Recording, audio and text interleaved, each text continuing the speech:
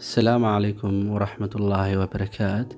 Maanta waxaan ka hadli doonaa qorshaha imtixaanka loo diyaarsado. Sameey 8 qodob.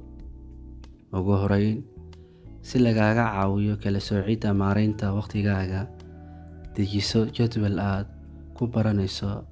Qor inta imtixaanaad ee aad leedahay iyo maalmaha ay tahay inaad ku fariisato.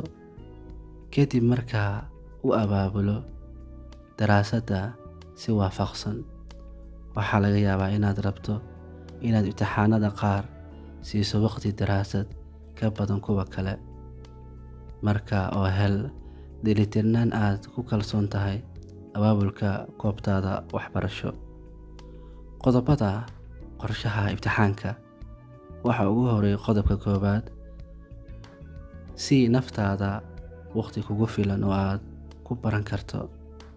Qodobka kale xiga ee labaad, abaabul goobtaada waxbarasho. Qodobka kale xiga, adeegso jaantusyada iyo ciwaanada. Qodobka kale xiga, ku tababaro imtixaanadii hore. Qodobka kale xiga, jawaabahaaga ugu sharax dadka kale.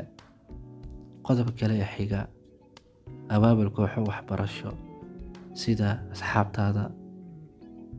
Qodobka kale xiga, qaado nasasho joogto ah. Qodobka ugu dambeeya, cun cunto fudud sida cuntada maskaxda kobciya ama maskaxda u wanaagsan.